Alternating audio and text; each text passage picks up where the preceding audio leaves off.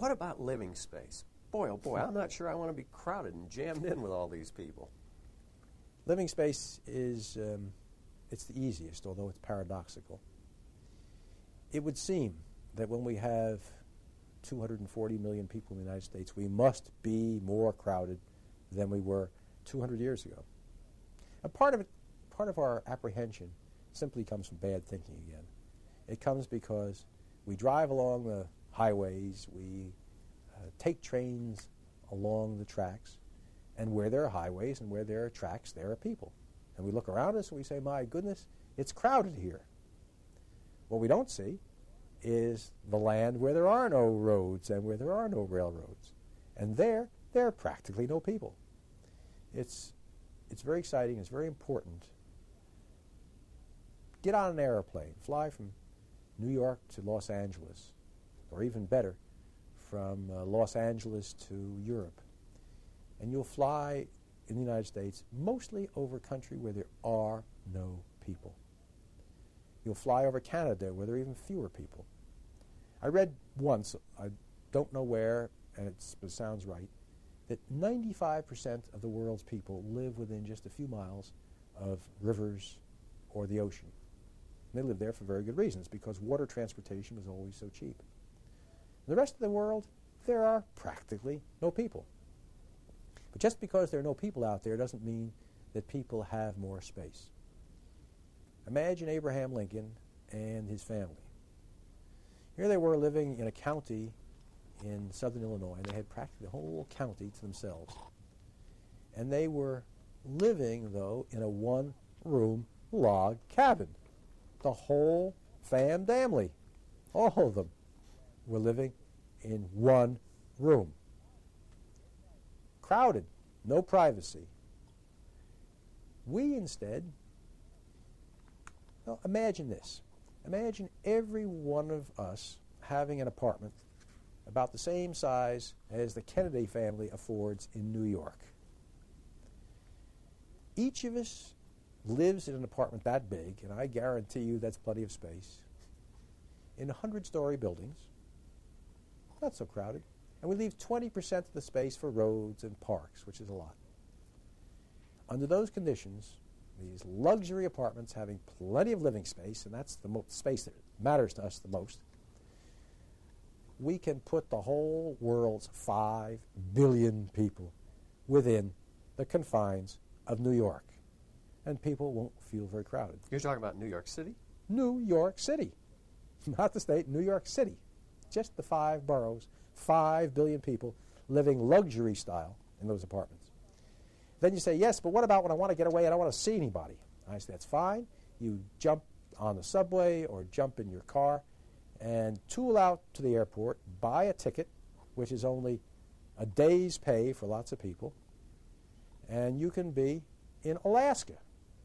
And you will have more space to yourself. You won't even see a pop-top can for days at a time.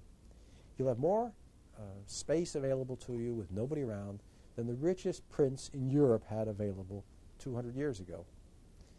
So we have the space to live in, more of it than we ever had before. We have the space to recreate in, more of it than we ever had before. In not too long, you'll be able to go to the moon and have that space, which was inconceivable to people not many decades ago. So yes, there are many more people on Earth. But yes, we also have more space available to all of us. And this is another one of these paradoxes. Common sense doesn't tell us this. But the theory and the facts and the evidence go to show that the common sense is wrong on these matters. We're not sardines in a can. We're not flies in a bottle. It's we who create the space. Well, you've given us a rather wholesome shot of optimism here and reason to feel we ought to focus on the future with a very positive point of view. Well, I must conclude by asking the question that haunts me, but isn't there anything that we should be pessimistic about? Isn't there any reason for us to be worried about the future? Well, you guys might not make your flight on time. Those are the kinds of things that we must worry about. We must worry about ourselves as individuals and as societies fouling up our social and economic circumstances through ignorance, through the desire to control other people, through political foolishness. Those are the things for us to worry about, not running out of sunlight or water or resources.